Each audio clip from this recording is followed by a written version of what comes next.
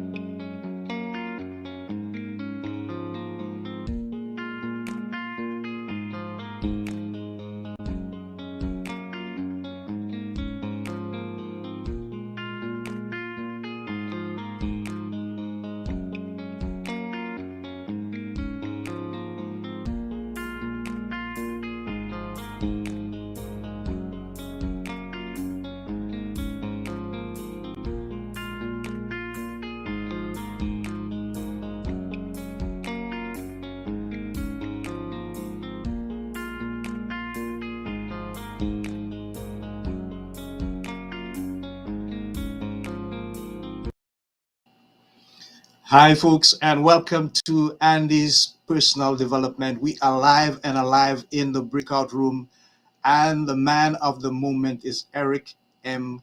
Twiggs. So, let's introduce our guest and welcome him to the show. Eric, how are you? Welcome to the show, my friend.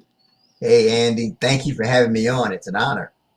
It's an honor to have you on. And so, we'd like to get right into the thick of things.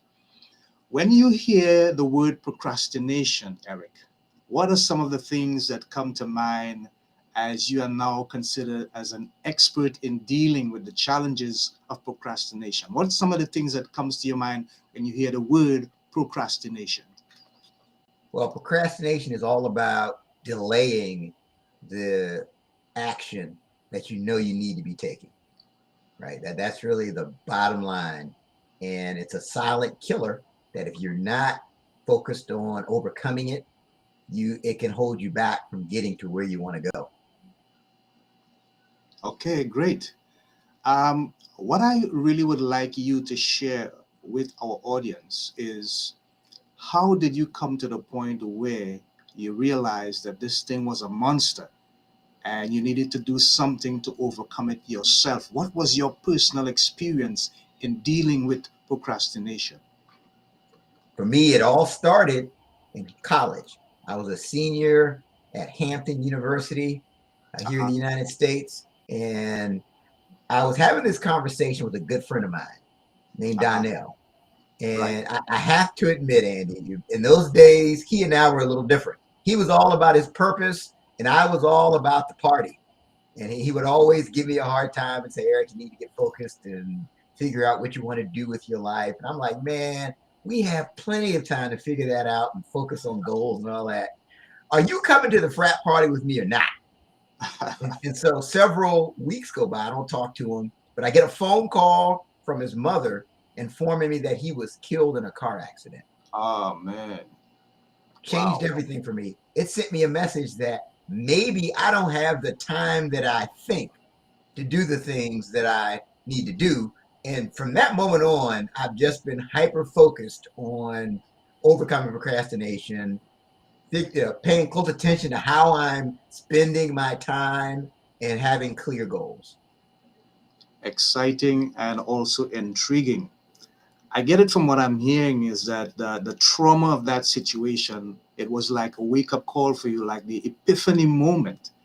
But after that, did you delve into studies or did you just do a lot of soul searching, or was it a combination of the two to get you to the point where you recognize that there's a way in which you can deal with procrastination? So for me, I thought so. I thought the message was, no, yeah, I've got to pursue success. I've got to Uh-huh. climb the corporate ladder. And I Uh-huh. thought that was the message. Time is short. I've got to climb the corporate ladder. I can't procrastinate. And so I got to the point where I'd worked my way up in corporate Mhm. America, right? I'm Okay. a district manager for automotive service. I have 17 locations, 500 employees working for me. We're Okay. winning all of these awards. Everything seems great. And I remember I'm in my car, I'm at the stoplight, and I remember looking in the rearview mirror, and the eyes that were looking back at me were the eyes of someone who hated what he was doing. Wow. So that sent me a message that it's important to be clear on your calling. You need to be clear on your purpose. A lot of times we think I heard a great quote, right? And here's how it goes, that you think the problem is a lack of motivation, but the real problem is a lack of clarity. Okay. And I think that was my issue, right? Okay. And it wasn't until I got clear on my calling and purpose that I was really able to effectively overcome procrastination. Wow. Wonderful story, Eric. I'm touched. So, from then on, how is it that you came to the point where you recognized that you could be an authority with regards to dealing with procrastination? What pushed you to that next level?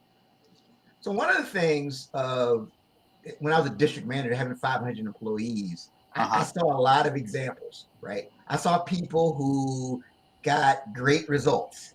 And then Right. I saw people who had good results. And what I Okay. found is that in many cases, they knew a lot of the same things. They had a lot of the similar know-how, but the difference between the great and the good was that great person could get himself to do the things he needed to do, whether he felt like it or not. Right. And I started to really pay attention to that pattern. And as I started getting into speaking, so I joined Toastmasters International.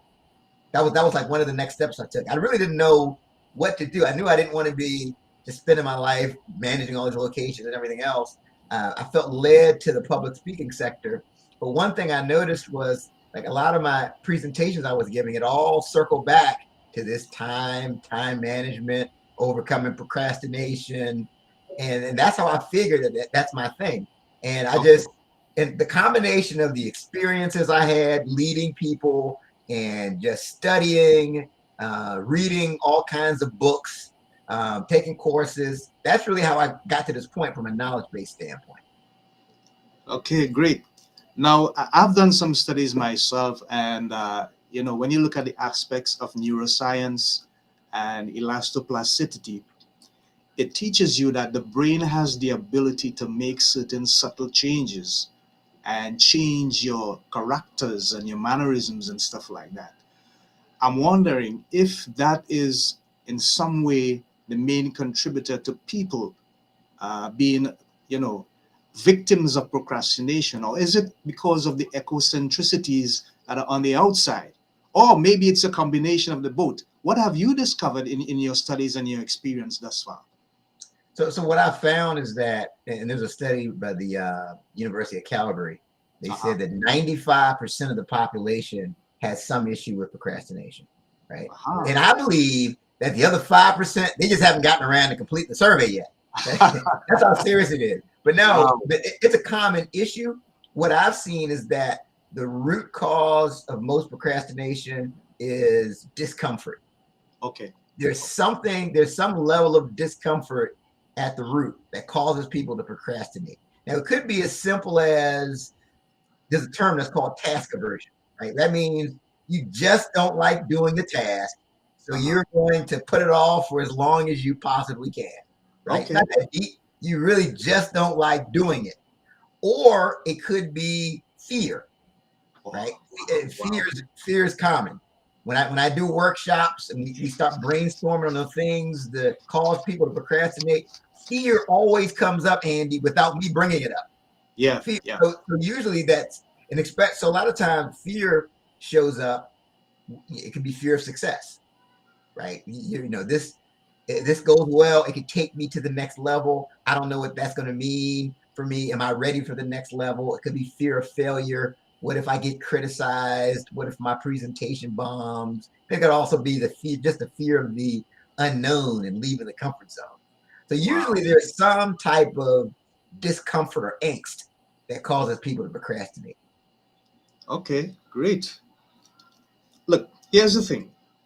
You are experiencing probably the best part of your life because you have realized your calling and it's fulfilling to you. But there are a lot of people out there that are struggling with stuff like that.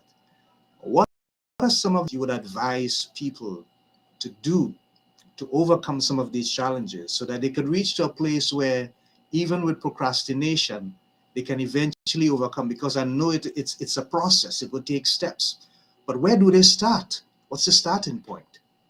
So the starting point is looking at your gifting. Like just first pay attention to the things that you're gifted at. And I don't care who you are, you have a gift, Right. right? It may not be as visible to everybody, but you have a gift. So pay attention to what that gifting is. What is that thing that you do effortlessly, but it's work for everybody else when they do it? They look at you like, man, how do you keep doing all of this?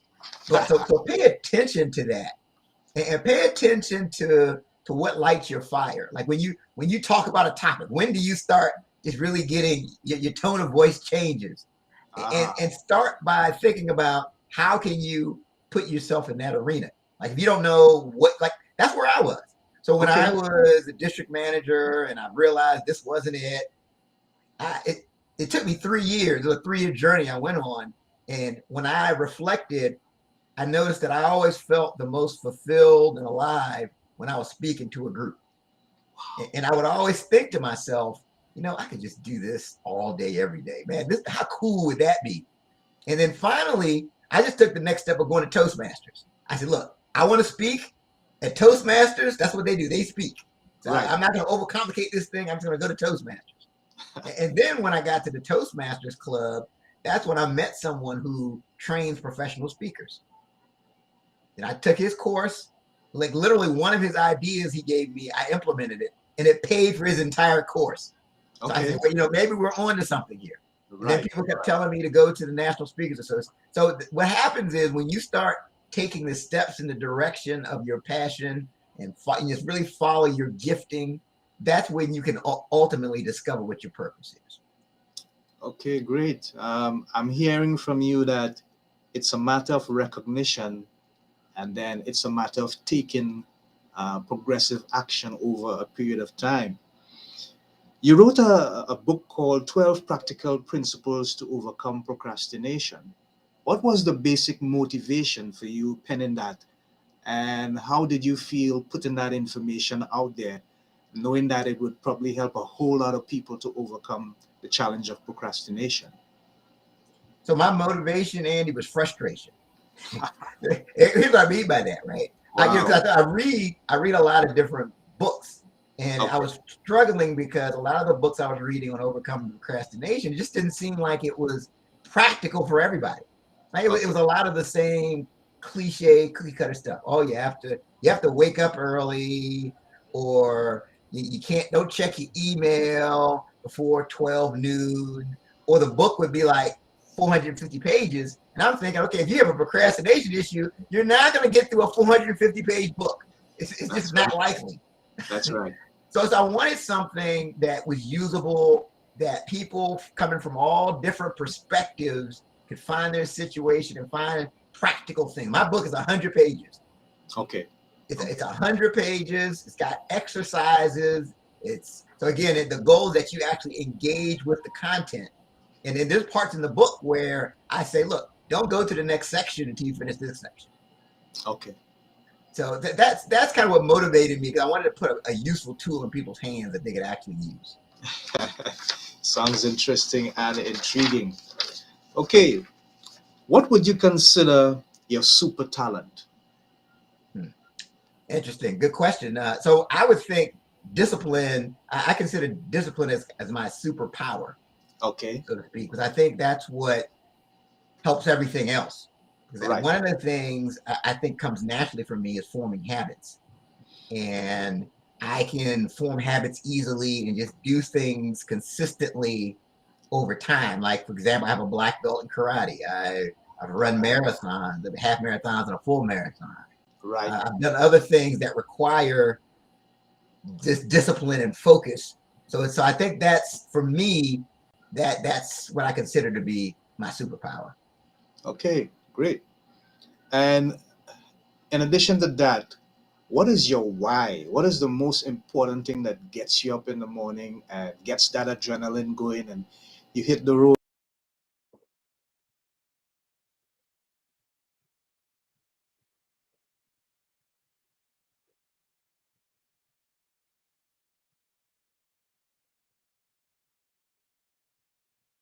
So we're having a Wi-Fi issue. Look at Frozen. You were asking about my why, and really, it's my family is my main why. I have two kids. I have a daughter that's 11, a son that's 8. I want to be an example for them, and I want to leave them a legacy that when I'm gone, they can just pick the ball up and run with. That's really that's one of my main whys. That's one of the things that drives me and keeps me out of bed. In addition to wanting just to inspire people to move towards their purpose and their goal.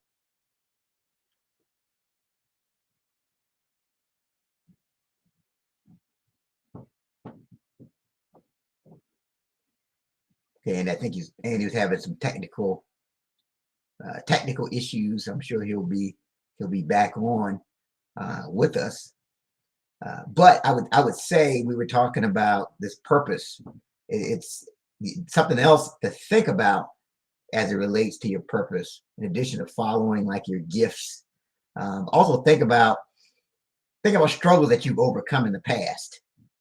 Right? You may have had a struggle or a challenge you've overcome. Sometimes things you go through certain things so you can help other people to overcome their thing.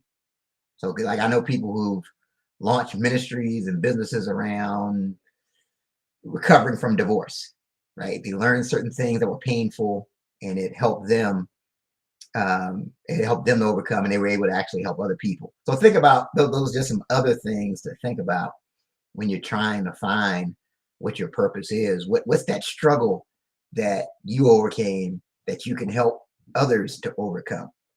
Because I just believe in this idea that everything is happening for you and not just to you, right? You go through struggles and challenges, but a lot of times it's for you to help someone else once you've learned the lesson. So just some things to think about. I don't know too many people where just they had that one experience where their purpose just came to them in one shot, and they knew exactly what they needed to do from the very beginning. A lot of times it's a process. You have to experiment and try things and figure out, become aware of what you like and what you don't like.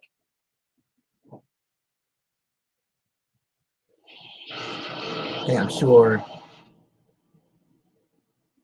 Andy will be joining us here any minute.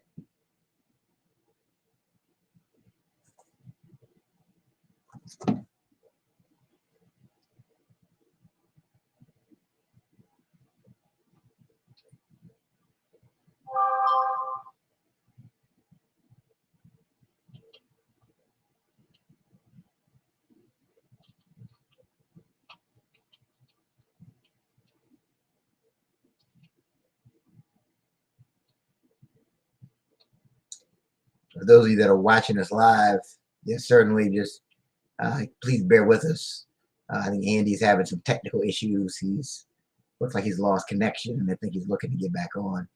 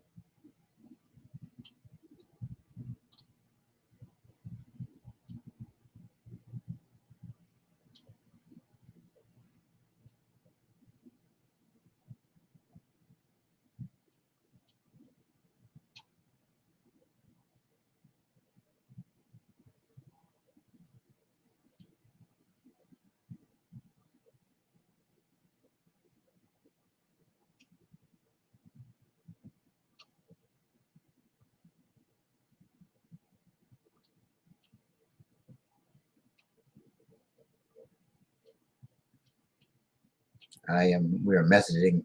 I'm messaging him now. Let's see when he's going to be coming back on.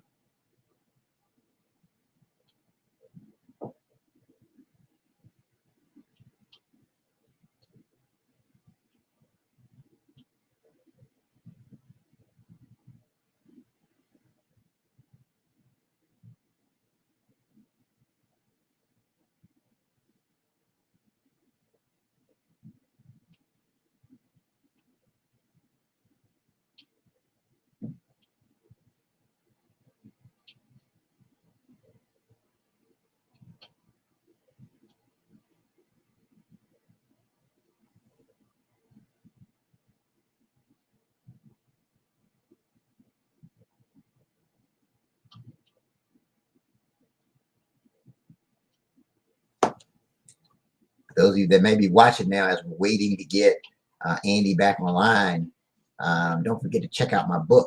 It's The Discipline of Now, 12 Practical Principles to Overcome Procrastination. You can get it on Amazon. The Discipline of Now, 12 Practical Principles to Overcome Procrastination. It's in audio, it's in paperback, and it's also in ebook format. So definitely don't forget to check that out.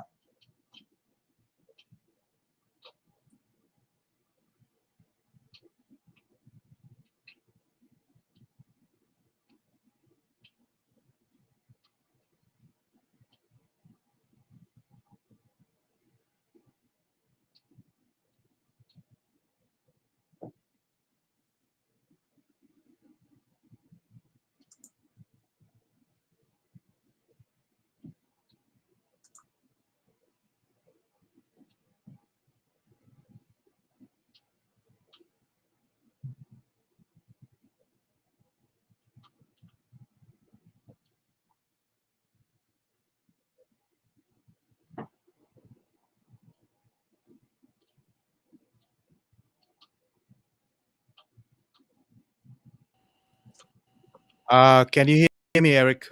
I can hear you. My goodness, what timing! The thing left me just in the middle, in the best part of the interview.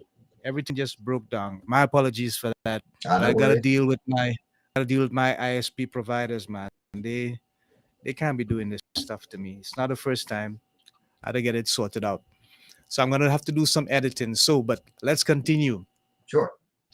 We were talking about the why moment, the thing that gets you up in the morning, gets your adrenaline going, and keeps you hitting the road. What is that like for you? What is that one defining thing that gets you going every day? Yeah, it's my family. I have a Ah, daughter who's 11. I have a son who's 8. So at the end of the day, it's not just about me. It's about the legacy that I'm leaving for them. I want to show them the example of what pursuing your purpose looks like. And also I right, want to leave them something that, that they can look back and be grateful for. right, They can right. decide that they want to join the family business, or they can decide that they want to chart a path in a different direction. But at Hmm. least they won't be limited to just your the traditional options. They won't be limited to what they tell you and what they tell you. Go to Uh huh. school, get your education, go work somewhere for 40 years. They'll have, because of my example, they can have other options if they choose to. So Right. that's really the main thing that motivates me and gets me out of bed. All right. I have dealt with a whole lot of people who have struggled throughout um, the pandemic era, dealing with COVID-19 and its negative impacts and stuff. How did you cope with that, with your personal life as well as your career, and what kind of adjustments did you have to make to continue pursuing your fulfillment? Great. So I have a podcast. Right. The podcast is called The 30-Minute Hour. And Right. we used to meet and record the episodes at my co-host studio, where he's like his office. His name is Okay. Ted Fells. So we would Right. go to this building, we would record the episodes, and then the pandemic happened, and his building is now closed. Wow. We were like, okay, what are you going to do? And Mm. so we had to pivot. And so we, from that moment, we started doing the episodes live, broadcasting on Facebook. And then from there, we started broadcasting on Facebook and YouTube and LinkedIn all at the same time. But so what happened is we had to pivot, right? So a lot of Yep. people I know of who were in the pandemic, they had this venture and they said, you know what, I'm going to stop and I'm going to Mm-hmm. wait till things get back to normal. Mm-hmm. I think that's the last thing you want to do. I think That's you need right. to ask yourself, what now? Yes. And you have to pivot. I'm so passionate about that we actually started a business around that. So literally, because of the pandemic, we started this business called the What Now Movement. And I'm the Right. president of it. And we help to inspire people to pivot instead of Right. just stopping when they face a challenge. Okay. Great. Well, maybe you're a bit psychic because that was my next question. I was going to ask you is what is the What Now movement? What inspired it? And what are you doing with regards to its effect to people in the area that you're dealing with, or even those who may be looking for another step, another direction, to deal with the challenge that they are facing at this time? So the mission of the What Now movement is to inspire people to pivot. And so we do that several ways. Like, for example, tomorrow, this is December 4th. It'll be Saturday, Yeah. December 4th at 10 a.m. Eastern time.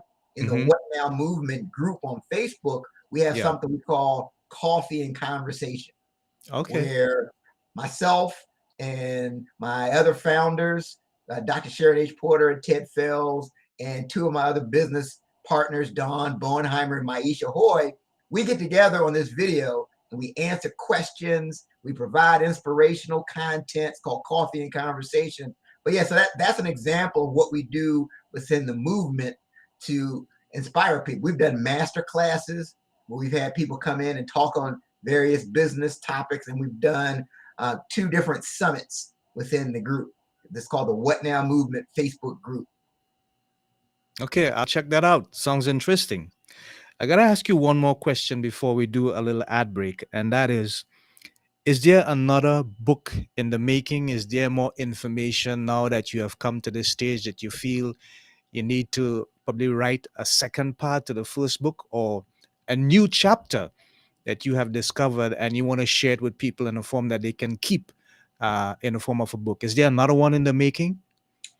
There is. It's in my head right now, but so the book is going to be about how do you avoid the excellence trap, right? Okay. Because Okay. here's what happens, right? Once you get a certain level of visibility and once you reach a certain level of success, you're going to get all kinds of requests and opportunities coming your way. Right. When people find out that you can get things done, they're going to ask you to do things. What happens though is a lot of times most people are blindsided by that. So Right. you start saying yes to all of these different requests, and before you know it, you don't have time to do the thing you really are supposed to be doing. Right. So, Right. so Right. it's so important because my hope is that people who read the book, they start to level up and their time is now worth more. But you really have to be proactive to avoid that excellence trap and make sure that you're saying no to certain things. Excellent. Sounds good. So we're going to take a little break here now. And as we stand by, hold on. Eric will be back.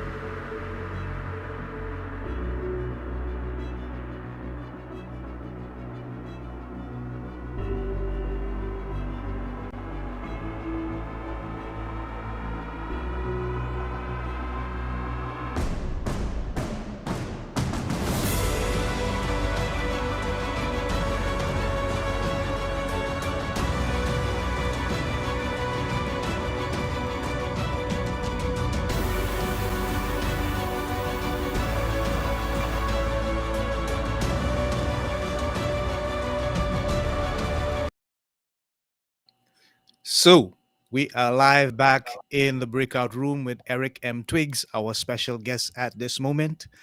Eric, I'm curious, what does the M stand for, bro? Matthew.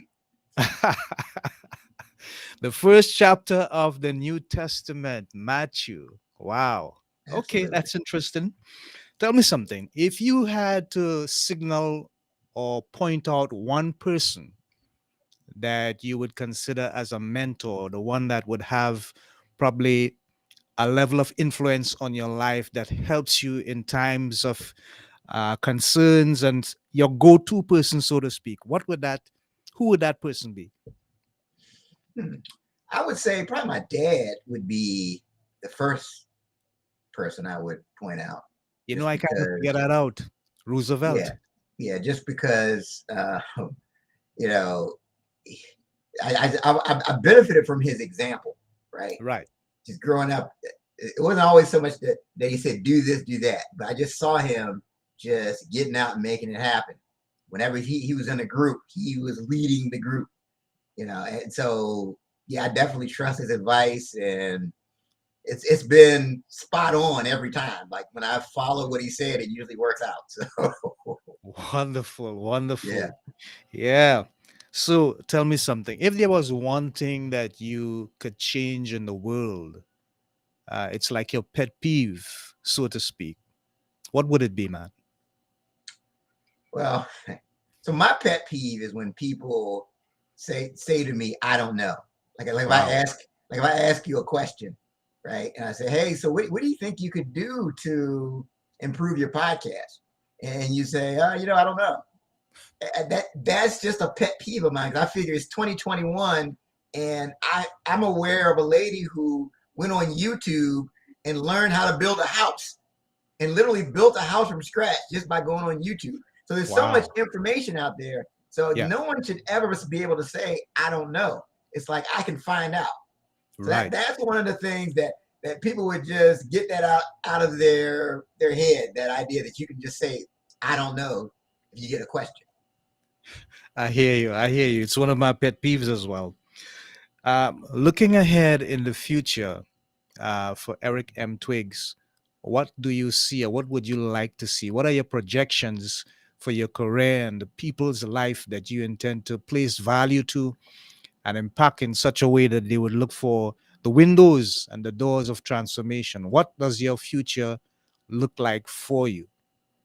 Well, my ultimate vision is to inspire 100 million people or Ah, more yeah, to move. I mean, that can be through books, through the podcast, through the What Now movement, through speaking. But that's really what drives me, and just really getting the message out to larger platforms, because it's not just something like, for me, it's so much deeper than just trying to sell a book, right? For me, I literally, like, I have a procrastination prevention pyramid that's in the book.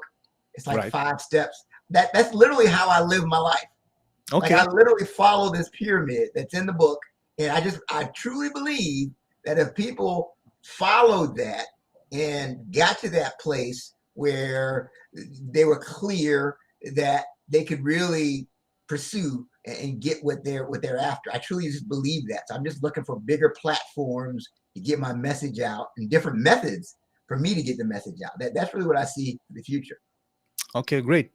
So, for the time that you have been dealing with people with procrastination and you have had all these business sessions, you have coached, you have spoken, you've probably held a lot of workshops and so on. Is there one defining moment that you could recall that you saw in someone's body language, their eyes, that level of conviction, and you knew, yes, I'm making an impact. Something is going to change in that person's life. Can you recall that, just that one defining moment? Well, so I remember I was doing a trade show, um, and I met this young lady, and she got my CD. I had it was a CD at the time, and it was about how to overcome procrastination and be more productive. All right. And I saw her years later at another event. Okay. It had to be like 6 years later. I saw her at another event, And she told me that my CD and what we were talking about inspired her to start her business. When we were Okay. talking, she was an employee, but now she's an entrepreneur with her own business. And she said what I said kicked her in the behind and gave her gave her the motivation to move forward. And I was amazed by that. I would have never known.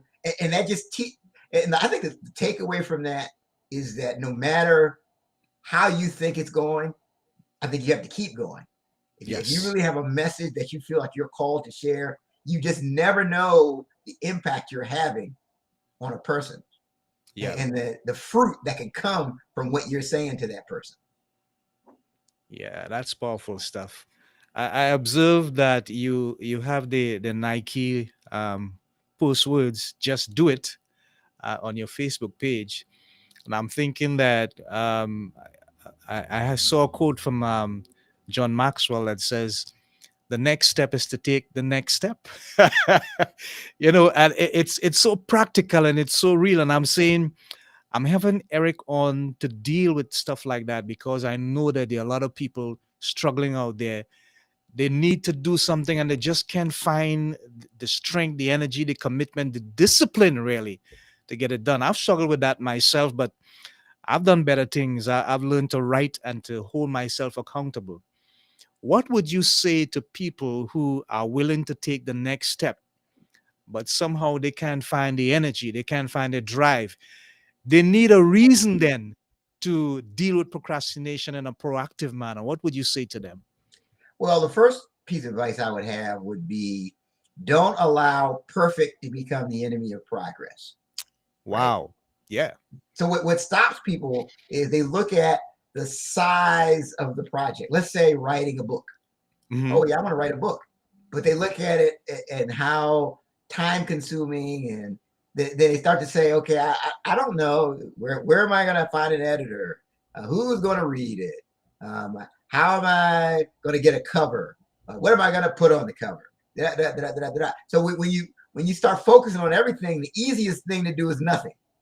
So Right. instead, you have to focus on progress. You have to ask yourself, what's the next step that I can take?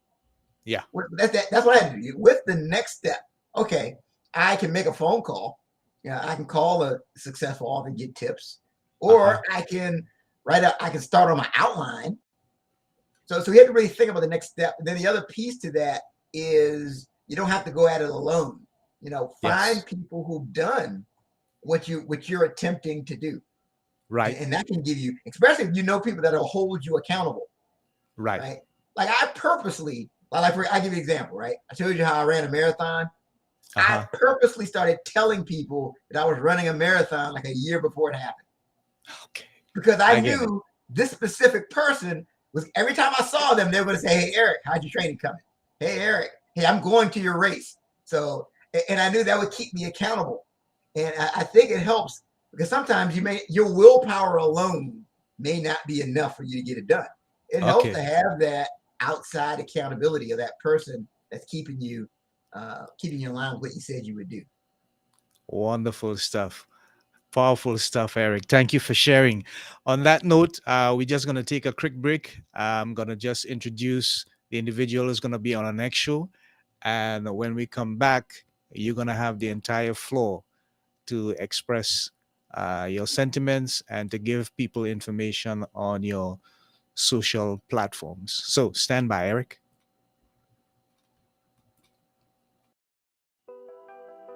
Hi, this is Andy of Andy's Personal Development, and we are informing you of our next guest, Dr. Manny Hill Fodoraro.